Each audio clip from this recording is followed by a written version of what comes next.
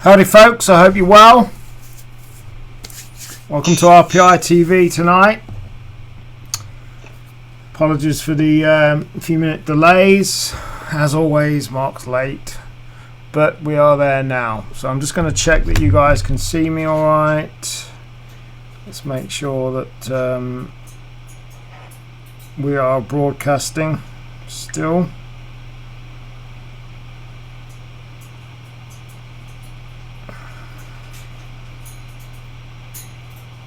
I can see lots of people watching, so I just want to make sure you can hear me alright, see me alright, all that stuff.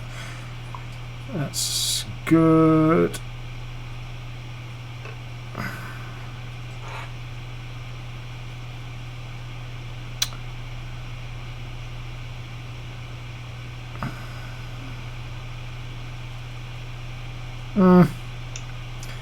I think we're broadcasting alright.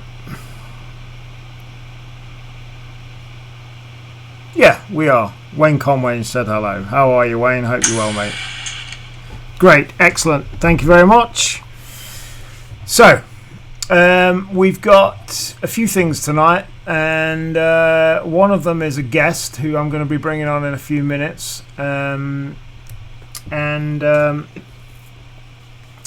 he's a very special. He's a very special guest as well. In that. Just 1 second. He's one second. I can hear him a little bit. That'll do. So I'll just so we've got a very special guest on tonight, a young man by the name of Joshua. Now you may have seen me post about Joshua earlier, and he's going to be our guest in just a few minutes. Let's see who's watching. We've got people watching on our page on YouTube. We've got people watching on my timeline and in the group. Let's say hello to some people. Wayne says hello. Wayne Sweet, how are you, Wayne? Two Waynes. Ashley Steer, thank you for that. Stephen Marga, evening to you as well. Say hello, give me a shout out, and I will gladly say hello back. William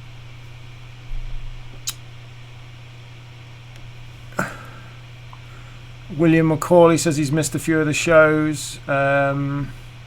Yeah, you can watch all of the shows on our YouTube channel, William. Any of the shows that we've done that you may have missed, you can watch on the YouTube channel. And soon, it's supposed to have been by today, soon you'll be able to watch them on all of our website. And I've been testing it, it's not quite ready yet, but what we're going to be doing is we're going to be broadcasting from our own website as well, so it's not just on social media. People will be able to go to the website and view these broadcasts live as they happen. So a few technical things. It's working, but it's not quite right. People can't comment right, but it'll be there. Hey on YouTube. Melvin Horn, thank you very much. Wayne Sweet says he's all good. Margaret Elizabeth McCauley, hey Mark, how are you? I'm good. Tom Swift, 2 thumbs up and 2 UK flags. Tom, thank you for joining. James Kelly, how are you too? Thanks very much. Neil Gibson's watching on YouTube as well. Good evening to you, Neil.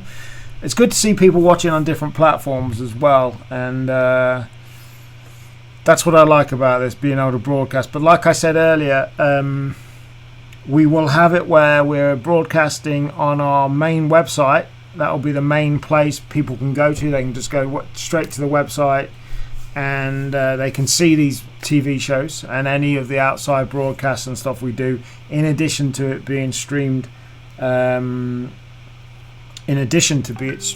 all of the social media. So yeah, that's good. Messaging now. So what I'm going to do is I'm going to bring our very special guest Joshua on. I want you to all make him feel welcome. Let's get him on now.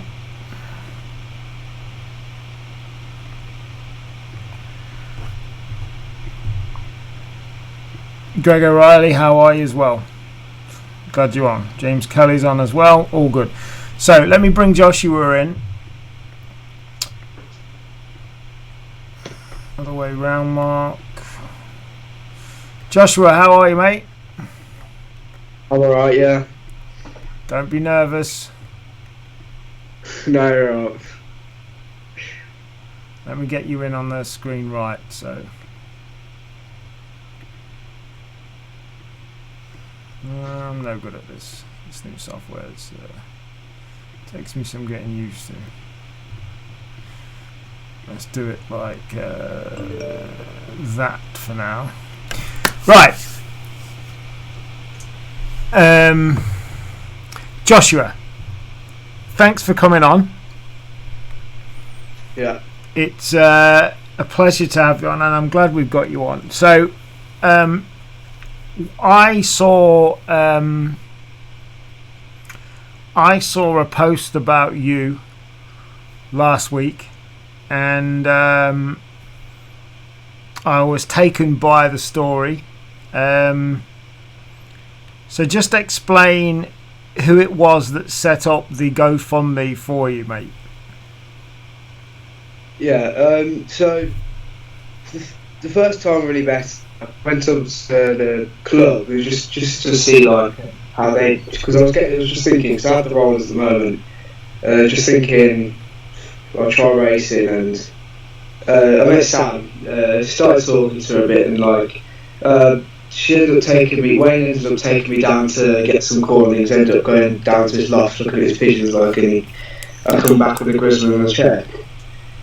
And after a bit, like, he's just desperately trying to get me a loft. The guy at the club supposedly had a loft for me, but then ended up, don't know what happened to it after the end. And then, just like, she just asked, I asked on Facebook, a few people offered me, but either they're too far away or the loft's too big. So I've only got a small garden, like, it's not too big. So, and then she set up the fundraiser now.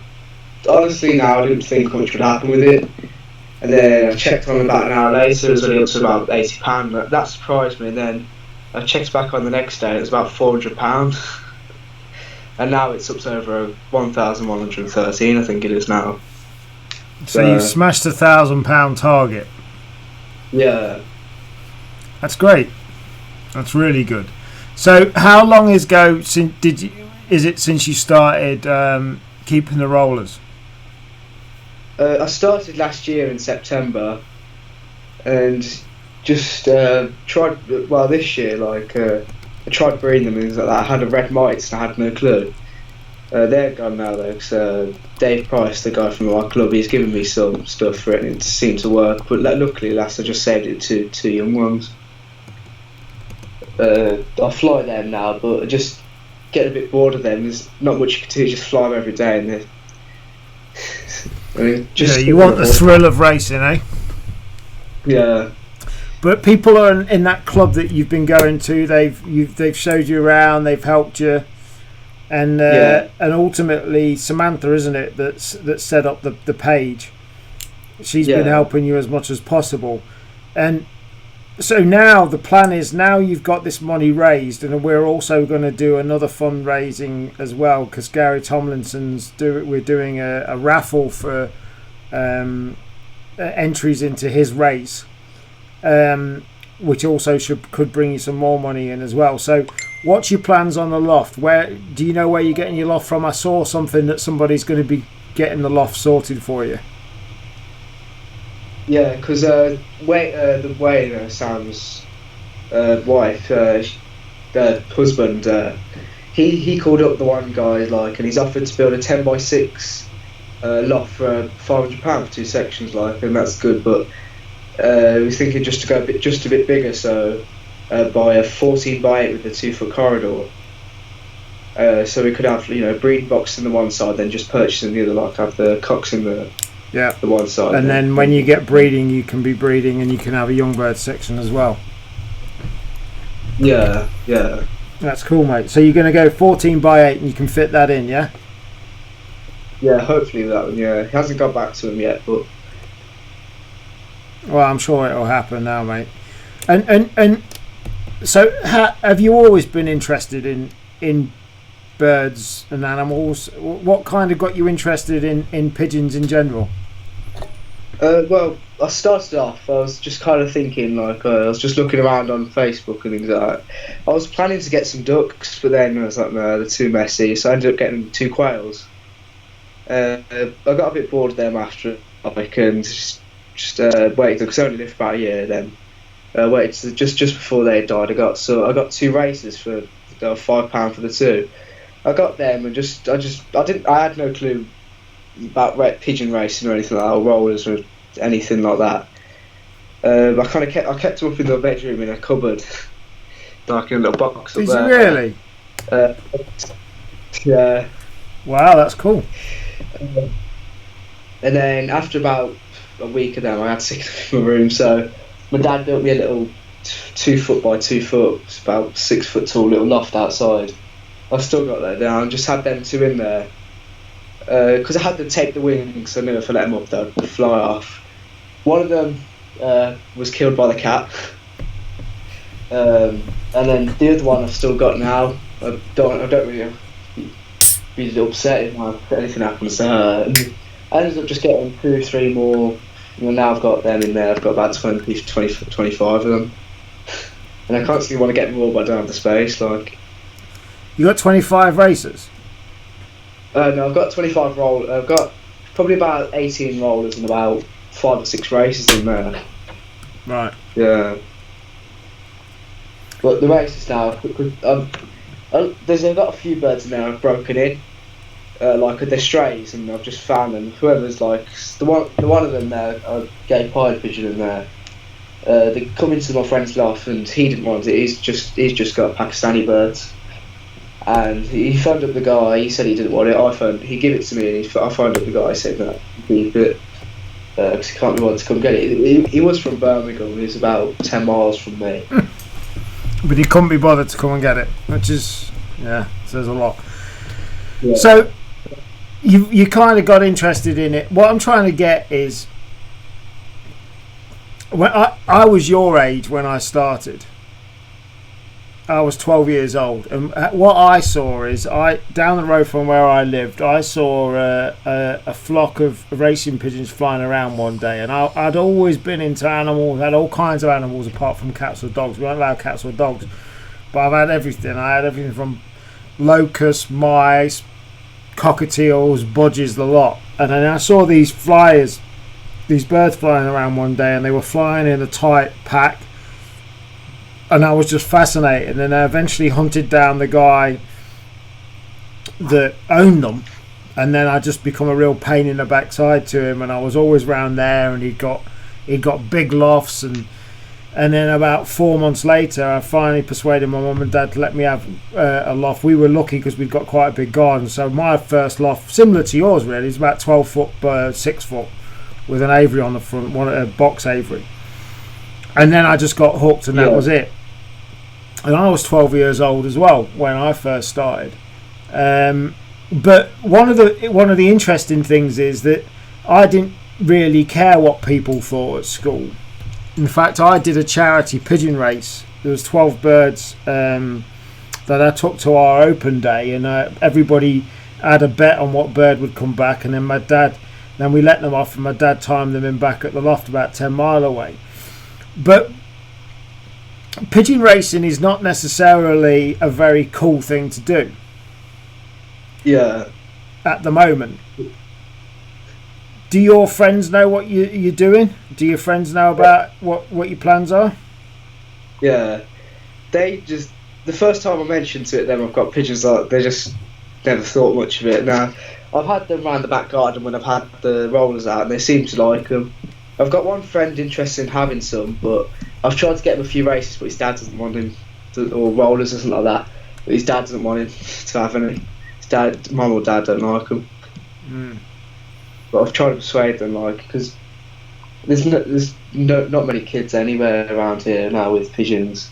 Well, I don't know any. I only know the one. No, this is the big problem the sport's got, mate. Especially in the UK. it's a little bit different around the world. Like I was in Romania last month, and there are younger people in Romania that race, but there aren't necessarily as many distractions over there for younger people. It's a different dynamic.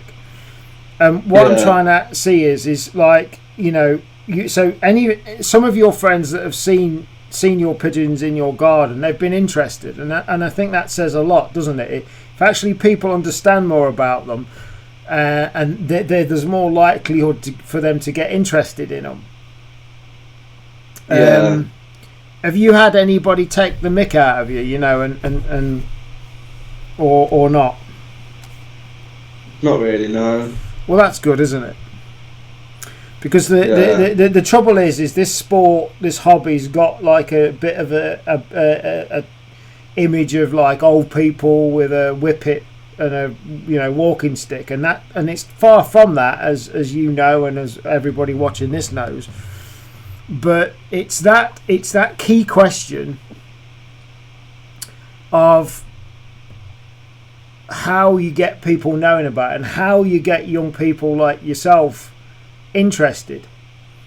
And one of the questions I want to ask is what is it that fascinates you about pigeon racing? What hooked you? You know, like for me, it was seeing them birds fly around, and then find out that these birds can fly hundreds of miles to their home. And even at the old age now of 44, so 32 years after that initial hook of seeing them fly around, it still blows my mind that, like, when I was in Romania, I saw held a bird that flew 990 miles back to its loft. That still, for me, is a massive thing. It still blows my mind. So from your point of view, what is the interest? What, obviously you started with rollers, but you said that got a little bit, you know, you want something else. So is it, you know, what is it for you that got you interested?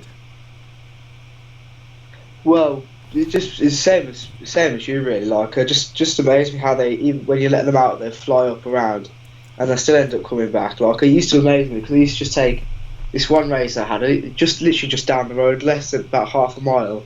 It amazed me how it would find its way back, like, because you never really see them disappear off when they're with the rollers, but they managed to do it. It is amazing, isn't it?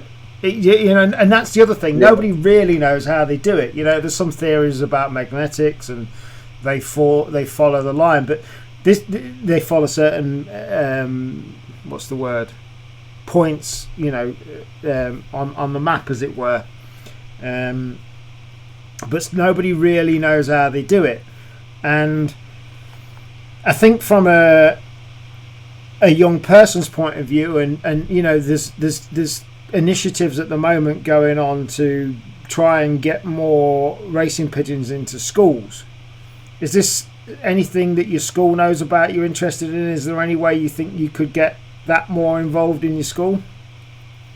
If I ever offered really to put them in the school, they probably would say no, like, but because the teachers, most of them know that, like, I've got the pigeons and things like that, but they're not really interested. I don't think they'll really bother.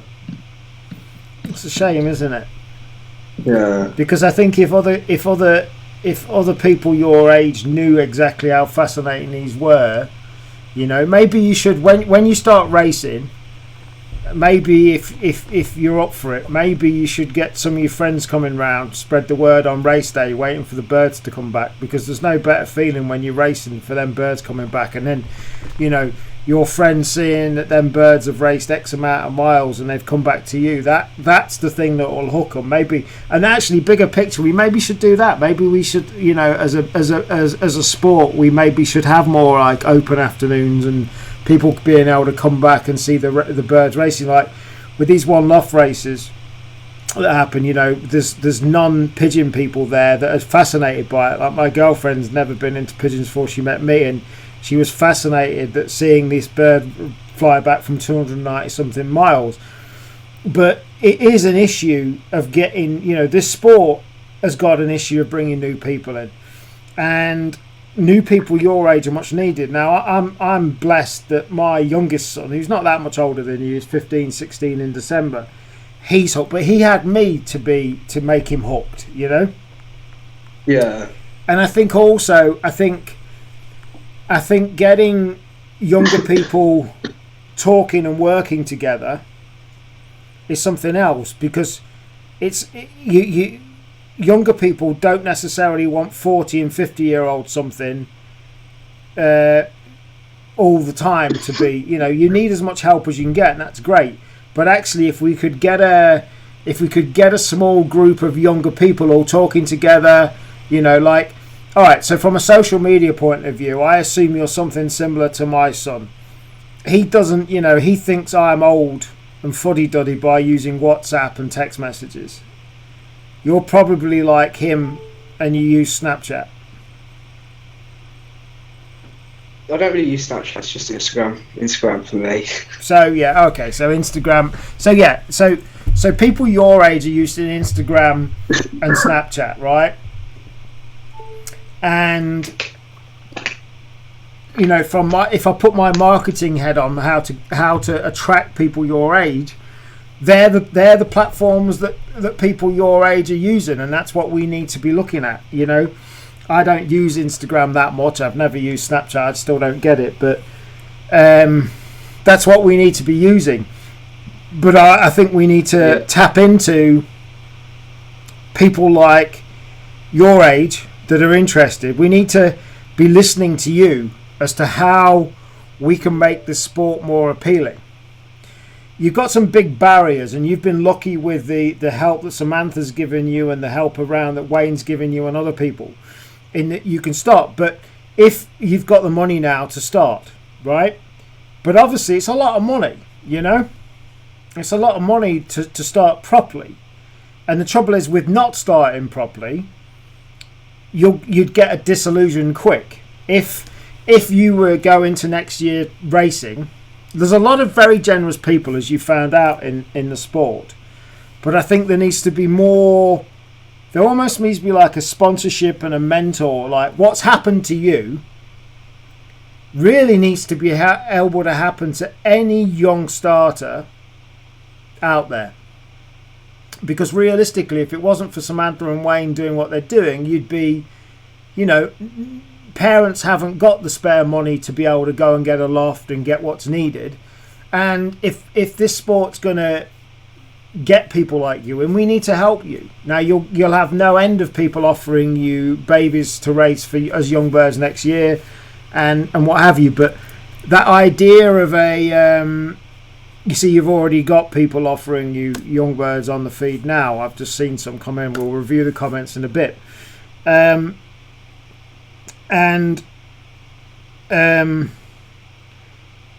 What you've got is the start. Every young person that can't go out and spend money on a loft and spend money on decent birds, because that's the other thing.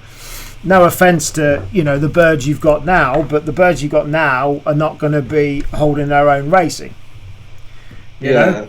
And you want to be holding your own, and it's an uphill battle, the starting costs and knowing what to do. So I think there's got to be more of what's happened. Essentially what you've had people really caring about you getting going, impressed with you and what you're doing, and that's what we need to do more of. But what I'd like to do is I'd like you to get involved, and any other young people you can bring in, and basically work out what's happened to you, how we can make that happen for other people.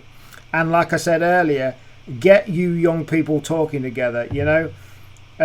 I'm lucky that, you know, I'm sure you and your dad get on really well, and merging them generations together and figuring out, like with my son, as I say, he's nearly 16, but you and him would get on because you've got a love of pigeons, you're the similar age, and I think this sport's missing a trick, actually consulting you know. This is why I wanted to get you on.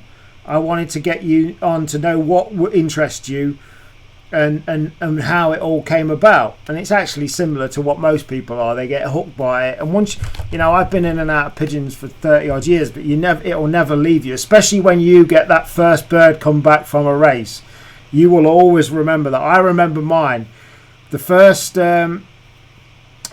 win I had was a bird that flew from Lerwick. We used to fly North Road, so Lerwick in the Shetland Islands, and she was my first bird, little hen she was, that came back. I'll never forget that. I was about 15 probably that time, and it'll hook you. So once you get that hook, you'll be in, and that'll be it. So what are your plans now? So you've got this money that's raised, so you're waiting on to get your loft. What else have you got? Have you got other things that you've been offered? What else do you need out of this money? What other help do you need? What's the plan to be able to get you up and running? I assume you're just going to start with young birds next year, yeah? Yeah. Right. Okay, well, you've got offers of young birds coming in here already as well. Yeah.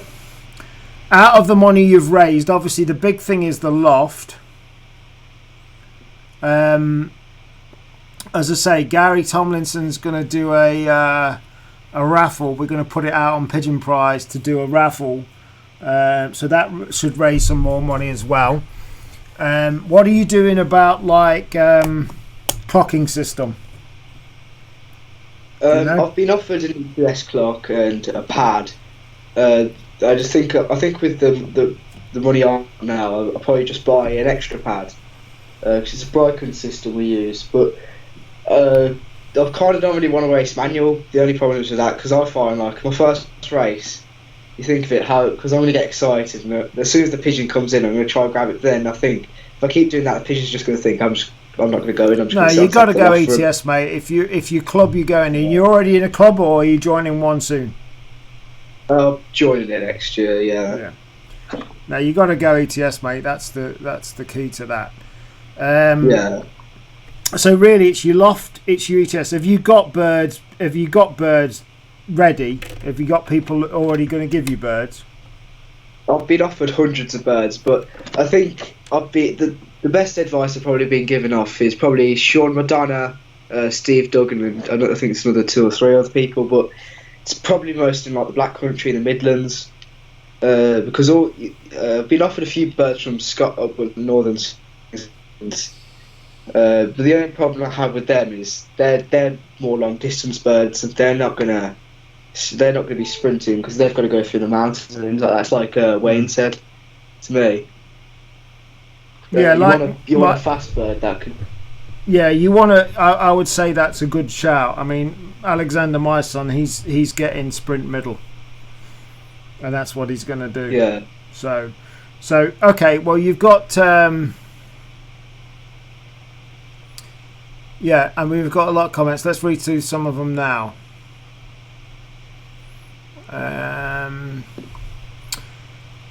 Sorry. I've got loads of comments coming. Wayne Tweet says he's got a lovely hen racer. That's great. Joe Freely says, hey Mark, great to see young people getting involved in sport. Well done for giving the time and opportunity to this young man. I mean, this is what it's all about, Joe. Andrew Walton, where does he live? He lives in Birmingham, Andrew. Wayne Tweet says he'll be a champion one day. I'd put money on it. Well, you're going to be competing with my son Alexander, also wants to be a champion, so there'll be some young competition there as well. Gary Tomlinson says it's a young sport to come into. That's why we have to let out so many secrets. Young fanciers need all the help they can get. Andrew Walton says if this lad's coming into the sport, let's put him on the right path, or he will get fed up. Well, that's not going to happen with you because you've got enough people around you to be on the right track.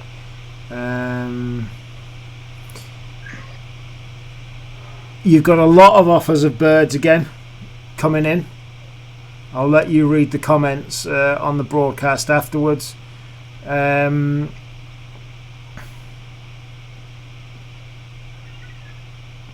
Yeah, like Dennis says, it takes a lot of dedication, but you've obviously got that because you've been looking after the birds you've got already. Sean Hagee's got an ETS already, as he's just said. Yeah, and then like Ian Holdsworth said, just enjoy it, Joshua, and don't be embarrassed to ask if things are not going to plan. I'm sure you've got enough people around you that are going to be take on what Sean McDonough says and Steve Duggan says. Sean Haig says you will not go far wrong. And you've got John Agwin saying he will offer you some. John's got some really good birds as well. Really good. And Samantha Thompson says you did yourself proud. And I agree. Josh, you've done great, mate. Listen, I want you to keep coming on and giving us an update, if that's all right. Every month, couple of months, whatever. I want to give you an update. I want to publicise you as much as possible because I want us to keep track of what you're doing and how you're doing. Also, what I'd like to do, if you're up for it, I would like to, on your first race, I would like to do a live broadcast from your garden. Probably will. Covering from your first race. Are you up for that? Definitely. We'll come along with RPI and we'll do an RPI live from your first ever race, and we'll cover it and see what happens. But you're great for doing this. There's not a lot of people your age would be comfortable doing it, and that's why I think you're going to go far. And any help you need, you've got enough of it already, but anything else you need, we're always here to help. But well done. Let's get you that loft going now. You've got the money to get it. If you need any help with that stuff, there's a lot of people watching on here that, if for some reason it doesn't work out with that loft, let us know, because we've got a lot of people watching this that can help get that sorted. I think the key thing is you need to get that loft up as soon. Now you've got the money in place, you need to get that loft up as soon as possible, because time is of the essence. Get it sorted and then get ready to get young birds coming in a new year. Are you planning to go to any shows? It's pretty hard to get there for me now because my mum and dad or anything don't drive, but I was thinking of going to the one in, I think I've got it up with it, it's one in the Olympics show. The Olympia show, yeah. Okay. I don't know if I'll be able to get there or not. Well, we'll talk about it. We might see if we can. We'll see, because Blackpool is a show and a half. Doncaster's this week. That's a bit short timeline, but let's see if we can figure a way of getting you up to Blackpool for at least a day. Because I think you'd like that. Yeah. Joshua, thank you for coming on, mate. It's been a pleasure to speak to you. If you need any help from any of us, let us know. But I'm glad you smashed the fundraising target, and you're now set on the right track. So, there's some. I tell you what, real quickly, there's some other books maybe you should look, but we've got. I'm talking about it later on the show, and the stuff I'm talking about later that we're planning to do, we'll make sure you get as well. We'll give you a copy of what I'm talking about in a little while. But thank you for coming on, mate. As I say, let's keep in touch and stick with it. And I heard you got a copy of the Homing World, British Homing World, being sent to you now every week. So yeah, that's some good reading for you every week as well. All right, mate. Thank you very much. Yeah. Thanks for being on. You've done really well. And catch you soon, Josh. All right, see you. See you, mate. Well, there you go. What a great young man. We got about 80 people watching. Thank you for that. We got 45 people watching on the RPI page, 6 people watching on YouTube, and a bunch more on different places.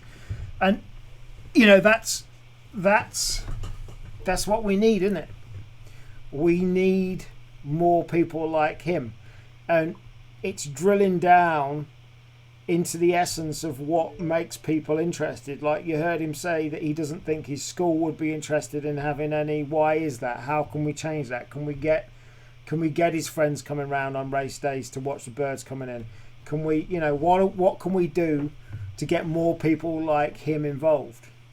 But the response to the fundraising has been amazing. Blown away by it. And again, I mean, you know, thank you to everybody that's helped on that.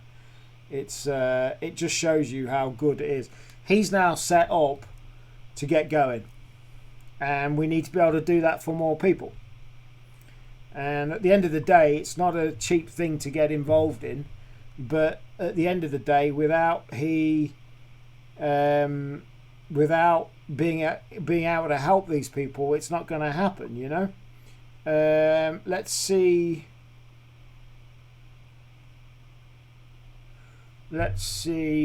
what other comments we've got. Oh, we talked about, while I'm scrolling up to see the comments, there's a couple of things I'm going to share. So if you do want to donate, and he has hit his funding target and all of that, but if you do want to donate, I'm going to give you the link if you want to shove a $5 or a $10 into to it. I'm going to put the link out there now.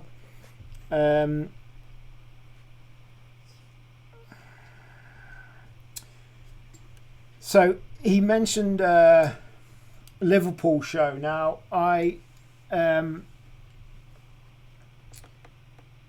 going to do a separate video about Liverpool show because at the end of the day, it's an RPI event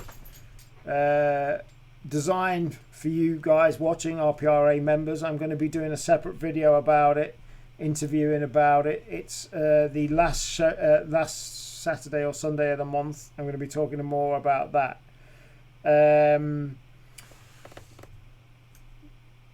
Let me just get organised. I'll tell you what I'll do. I'll go to comments first and then we'll see.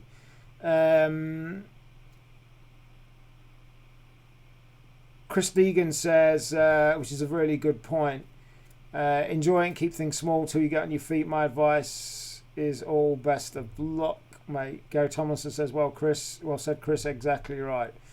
Don't get birds from maybe Tom, Dick and Harry. There's germs out there and he wouldn't get poorly birds.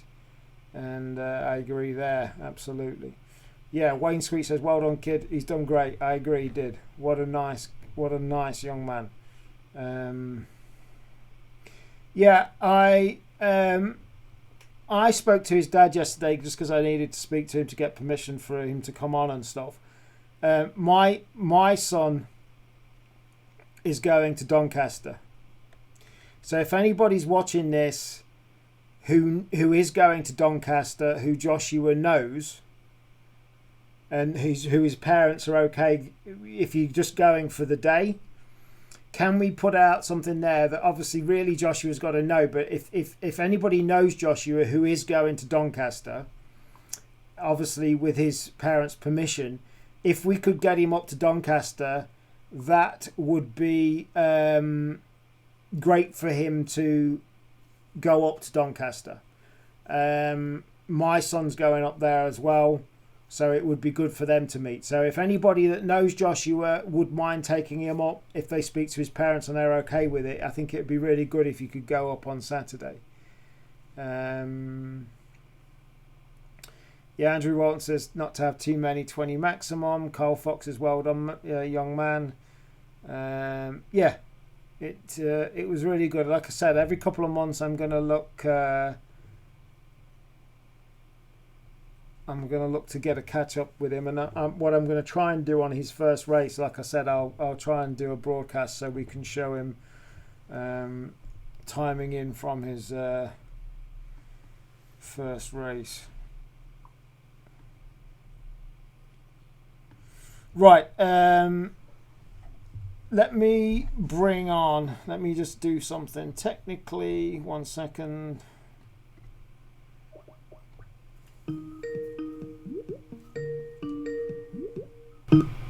Broadcast so we can show him timing from his 1 second. He's got the he's got the audio on. He's not got the audio on now. Let's Get better. bring him on. Techno Gaz is coming on. Hang on.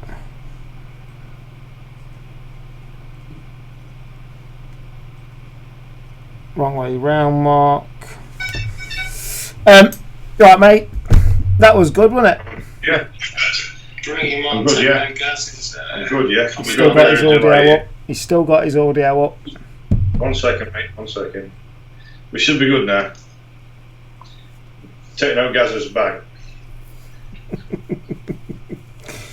Yeah, that's what we need, eh? We need more people like him, and you know. Amazing. The support that the Pigeon Franchise, as they always do for every charity, everything is outstanding. You know, he's reached I mean, to be quite honest with you, there's a lot of manufacturers out there which get this kid up and running.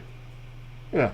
From a business point of view for them, they ought to have built him a lot for nothing, and that, whatever money's in the kitty, ought to be to, you know, buy him drinkers, feeders, whatever else he's going to need. Yeah, we'll see. We can figure it out for sure.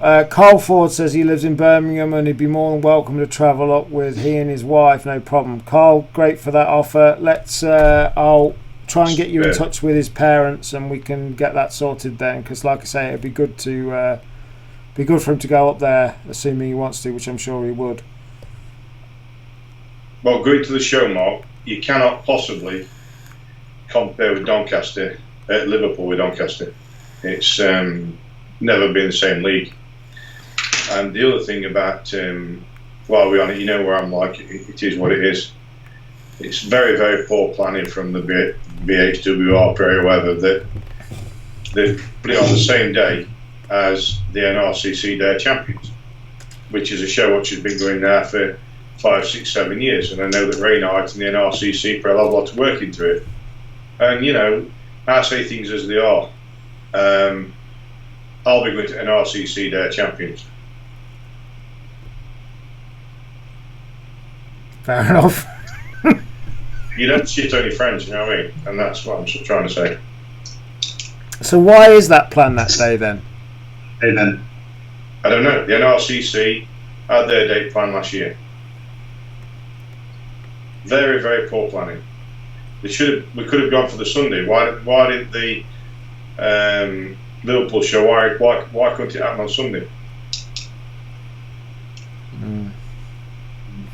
Okay, fair enough.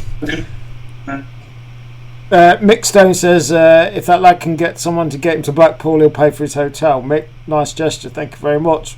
Be in touch. Fantastic. As I say, my lad will be up there as well. So, right. So the main reason I've got Techno Gaz on, briefly, is, well, you went to, well, a couple of things. You went to Ireland at the weekend. How was it? Amazing, absolutely amazing. I think Aaron Ennis and his younger brother represented Who Dares Wins, and I must say they did an outstanding, unbelievable job. Certainly paid dividends for me having an agent, or us having an agent in Ireland, because they taught the lingo. They draw people in. I was there if there were any questions, whatever. So yeah, absolutely fantastic. The Friday night was a disaster because I ended up smashed out my skull. You know, I mean, 3:30 I went to bed. I'm up at 7. So you know, the Irish are just so, they're loving it. They're actually loving, you know what I mean? But they take offence if you say no, and that's my problem. I can't say no. But yeah, we had a great time, superb time. What did amaze me was the amount of people that shook me out and said, "Thanks very much for winning RPI TV," and this is no bullshit. Thanks very much for winning RPI TV and speaking about A-race widowed pigeons and being so honest. And that meant more to me than 10, 15, 20, 30, 40, 50 entries we got at Ireland. You know, It was amazing. Okay, one of the main reasons I brought you on real quickly is that it was backed up in Ireland at the weekend. It's been talked about since you did your main show 2 weeks ago now. So I thought I'd bring you on really quickly, because what a lot of people like is the fact that you... Carl said, same again, he's going to Blackpool. Sorry to interrupt, Gary, train of thought, but I'm reading comments as they come in. Perfect. He's going to Blackpool and there's no problem with the lad jumping in with us if I can help. Good luck to him. Great. Carl, you're a star. Thank you very much. We will get that sorted then. I'll speak to his parents, and obviously I need to coordinate that, and we need to make sure they're everything and whatever. But what I do know is that my Zandy's going to both of them, so he's going to have somebody his own age to be around, and I'm sure they'll get on and what have you. So yeah. And Carl Fox said seen Gary Tomlinson, had a great chat and signed up at the race. Cool. Right, so back to what I was going to say. What I was saying is, you've had a lot of people saying since you did the big Widowhood epic 2.5 hour show a few weeks ago, people want to see it written down, people want to see it and be taught it. And so what, as a result of essentially what is popular demand really, because there's been that many people say it, you're going to do a DVD. Yeah, because so many people are ringing me all the time, messaging me all the time, and I don't mean this to sound disrespectful, but I am really busy. What did you do here? What did you do there? What did you do on a Monday, on a Tuesday, Wednesday, Thursday?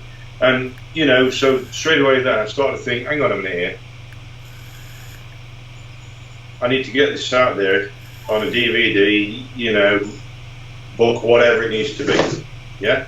Because I ain't got time to sit on the telephone explaining things. Plus, there's other things when after I sat down last week, I forgot to mention this, I forgot to mention that. It's on the spot sort of thing where you ain't got time to do different things that I thought, well, I should have said this and I should have said that, and I didn't. As honest as I was, there's still bits that I thought, no, you should have known this. And so therefore, with the contacts I've had with the amount of people, I think it's, it's everything I can do, because I don't want, not that I don't put people off ringing me because I'm there all the time, but there's times when, especially with my dad being seriously in hospital and I'm spending a lot of time there whenever I can, they always say family comes first, which it does. I don't want to sound disrespectful to nobody on the phone. There's times when I'm under a bit of pressure, and so if I can get it out there on a DVD, a book, whatever it needs to be, you've got it. Well, what I've said to you since we talked about this is that people learn in different ways. Personally, I'm a reader. I would perhaps like to watch something, but then I would also like to have it documented so that it's there in black and white for me to keep going back to, rather than having to go back to certain sections of a video. Some people like to listen, and I said and full disclosure here, Gary and I have decided yesterday when we met briefly that Gary's going to do a DVD and a video, and RPI is going to produce it and film it and make it. So it's a thing we're kind of doing together, but it's Gary's DVD. And ultimately, rather than it just being a DVD, it's also going to be a book. And if you buy the DVD or the book, you're going to be getting the audio of it as well. And we're going to do, over a period of time, not straight away, Gary's going to do 4 series. And tell people you're going to be covering the 4, Gary. Yeah, obviously the first one, which for me is the start of the season, is preparing the Widowwood Cox. Then we bring the next one, which is racing Widowwood Ends, and that is my my forte. Widowwood ends for me is the way forward. Racing ends, knock spots off the cocks, in my opinion. I'd probably do it in a different way to a lot of people do it. So yeah, we move on then to young birds, racing young birds, which will be very similar to the one Loft produced, apart from the feeding and the motivation. And then the final DVD will be basically what you do with the future stock you choose for the following year, the stock you already have in your loft, to produce the athletes for the following year. It's like going to be a 24-hour maintenance DVD that is with different months a year, etc. But I'm quite excited, to be honest with you, because finally, the people I've helped in the last 3 years, and I would love them to say, yeah, Gary has helped me, Gary has helped me, Gary has helped me, which we're struggling in a big way. And, they've come to the fore and they're more than owning their own club, and that's what this was about. It's about such people as Josh, Zandy, etc. The young fancies coming into this world are going to have a start, they're going to have an idea, they're going to have the knowledge. Now, providing they show the commitment and dedication, then they're going to be in a good place to compete with the big boys, because the last thing you want is that young lad going up for a club, especially on ETS, and one fancy's got 10, 12, 14, 16 beds before he's got one. That's him finished, he's smashed. Because there's no handicaps in the sport. So that was the reason of me coming on and trying to follow this, if you like. Some seasoned fancies would probably think, I'm not going to swear, but I'll continue as I am. I never said for 1 minute, oh right, perfect or whatever. I'm just trying to help the novice fancier. And I know it's tried, tested and proven, because the fanciers that we've helped already. I'm not racing anymore. I'm not twice, basically. Well, that's the big kicker, isn't it? The kicker is to it that you're never going to race other than doing the Who Dares Wins. So that's the big reason why people should know that you're serious about doing it. So that's what's going to happen. The goal is to get the first DVD out and ready by Blackpool Show. And that's what's going to happen. Everything and more is going to be in there, and that's what Gary's going to do. So yeah.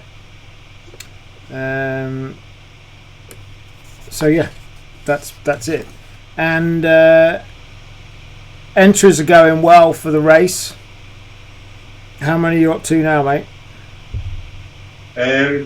Off the top of my head, just under 500. So it's phenomenal for this time of year. Ireland was amazing, absolutely. But then again, they've won it twice in 5 years, so plus the 100 grand prize pot, it's not to be sniffed at. Yeah, well, it's actually important. It's more than that, what I mean, with the gold medals and the bits added to it, So it's going phenomenal at the minute. I think there may be some disappointed people who are sitting on the fence and wait till the last minute, but I'm not trying to do that as a sales pitch. Well, at the end of the day, the maximum you've got is the maximum you will always have, and it will never go bigger than it. We talked about this before. The maximum you've got is 1,500 bird limit. That is it.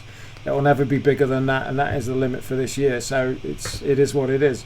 You've got the easy payment plan. £50 gets you in on a team of 3, and this is the leaflet, which shows you clearly it's £40,000 first prize, second prize is 17, third is 8, and prizes go all the way down to 50th. Easy payment plan, £50, gets you a team of 3. Let's catch up with some comments really quickly. Wayne Sweet says they're going down, him and Samantha are going down. They'll take him. Great job done. And Joshua knows Wayne and Samantha already, so that's it. He's coming to Blackpool. Les Cross says, Gary, do you recommend any hotels near you, and do you get meal deals? Laugh out loud. What we're trying to do next year, Mark, which I'm trying to keep under my hat a bit, but Les is always a step ahead of everybody else, you see. We're trying to put all the pigeon people next year, because as you know, this year all the hotels are booked solid. We was absolutely swamped out, you know. So what I want to try next year, I want to block book one hotel, get everybody under the same roof, lay on a 45, 54, whatever it is, seat the bus, 2 buses, whatever, pick up from the hotel, bring them to the race, then 8:30, whatever time people decide to call it a day at night time, pick them up from the race, take them back to the hotel. That's what we wanted to do this year. Instead of having so many fancies in this hotel, that hotel, that hotel. Plus, next year, as some fancies have tried to book already, there's a massive wedding on near where we live, because it's a big wedding hotel or function, whatever it is. It's over the fields from us. All the hotels are booked. So that's what gave me the idea. Hang on a minute. Let's block book the hotel. Let's block book one hotel. Let's have everybody on the same roof. It's in a nice town. It's only 4 miles away. We'll put a bus on. We'll pay for the bus, so there's no cost. And you know, there'll be some good pigeon banter. I'm even thinking of arranging something for the evening, whether it's a pigeon moot or whatever. There's a lot of ideas out there. These are Annette's ideas, the boss's idea. She come up with various ideas, which are quite constructive, actually. Right, figures it's her ideas. Absolutely, yeah. All right, cool. So you're going to block book a hotel and sort all that out. So there you go, Les. Greg O'Reilly says it was a pleasure to meet you at the Dublin show. My son Jamie says hello. Andrew Walton says 16 first this year. Says you know more. Chris Deegan says put me down for a set, please, Gary. I think he's talking about the DVDs. Keith Gardner says, what's the price for the race? Keith, it is £500 for a 3-bird entry, all fully activated. £50 deposit gets you in, and you can pay as little or as much each week, month, whatever you want between now and the birds going into the loft. As long as the birds are paid for by the time they hit the loft, you can do an easy payment plan. There you go. Chris has answered the question as well. So that's it. £500 for 3 birds. £40,000 guaranteed, £100,000 guaranteed prize and money for 2020. So yeah, there we go. Cheers, mate. Thank you for that. The other thing, Mark, go on. The other thing, Mark, before you cut me off, when this funding started, was it a week, 2 weeks ago? It was to get this to get Joshua off, wasn't it? Yeah. Am I right? Yeah. He's got his loft. We've got scores of donations out there, etc., etc. So, as you know, we put up a 3-bird team, and it was for 59 numbers, yeah, lottery numbers at £20 a ticket. Yeah. And it was drawn in Blackpool. Mhm. We've got numbers coming out left, right, and centre, which is going to soon be posted on social media. What I'd like to do with that money now, I know that Joshua's got enough for his loft, and hopefully they'll get more besides. I hope some loft manufacturer out there goes and builds him a loft. I'd like to try and, which I'm not into this sort of thing, remember, I'd like to try and create a young fancier, I don't know how to word it really, a young fancier starter pot or something like that, where any other young fancier like Joshua come into the sport, the donation of ours would be, I don't know, what would it be, £1,100, £1,200, whatever, yeah? They'd be put in a pot to try and get that fancier started. Yep, I agree with that. What I'm trying to get at, without being, I don't want to be disrespectful, no, but what I'm trying to say is Joshua's already got his loft, he's got donations for pigeons. To then pile another £1,100 on top of that, you know, I don't see where he's going to need that kind of money, because people who are already out there now helping him. What I'm trying to say is that money needs to go into a fund somewhere. Had he not got that, had he not got the loft, had he not got the pigeons, etc., no problem, as we said. But we've reached this target. So we now need to concentrate on other young lads, girls, whatever, coming into sport. I agree, mate. Yeah, no, absolutely. He you know, that's all. It's a bit food for thought. That's all. At the time we talked about it last week, he was on £600, so he was, he wasn't hit his target, and yeah, let's do that. And what we'll do is, although I haven't talked about it much, it's still something that is happening. It just hasn't happened as quickly as I would want it due to time. But we'll do. I've got the Young Flyers page on Facebook, which is an offshoot of the Pigeon Sport Future Foundation, which is still very much going to happen, and we'll do it via that. It'll go in. The money raised from this will go into the PSFF Foundation's pot, into the Young Flyers pot, and that will be the pot ready for the next that we and any more money that it raises will go in and support the next young flyer that comes in. Let's do that. Well, this is what we need, because this sport's dying on its feet. Let's not kid ourselves here. Long gone are the mining communities where you're born into pigeons. They're gone. It's finished. The steelworks in Wales destroyed. The mining in Wales destroyed what was at one time of the day a massive pigeon fraternity. You look at each club each day. The only place where I will say this, pigeon racing is still massive is in Ireland. And one of the reasons is why it's massive in Ireland, bit right or bit wrong. They don't allow all these small clubs to crop up because people can't win in clubs. They don't allow these clubs with 3 members sending 60 birds, 4 members sending 20 birds. If you're in the boundary, or let's say, I know one village near me. I don't know about that, but 2 years ago I had 4 clubs in one village. Why didn't they have one big club and raise for a load of money? Because Joe Bloggs there can't beat him, and he can't beat him, and he don't like him. It's shit. In Ireland, that don't happen. I agree. You get what you get. And it's a good point. Fed to 6,000 pigeons, and you get the recognition then that you deserve when you win that. Absolutely, it's a good point. And one the point of going back at is the RPRA they go out speaking to schools and things like that, but from a financial point of view, where is the help to get young professionals into sport? What help has Joshua had from the RPRA to encourage him to come into this sport? That's my question. No doubt Ian Evans is watching, so come on Ian, let's see what he's going to say. I like Ian. I think his hands tied. I think his hands are tied more than. Ian is the best general manager we have had in 15 years, because he lives in the real world, and he's been brought up from a pigeon background. He's not a wing commander out at RAF. But his hands are tied by the organisational structure. I got down to the last 3 for the general manager's job with the RPRA. You did? Yeah, I wonder why I didn't get it. Well, I know why you didn't get it.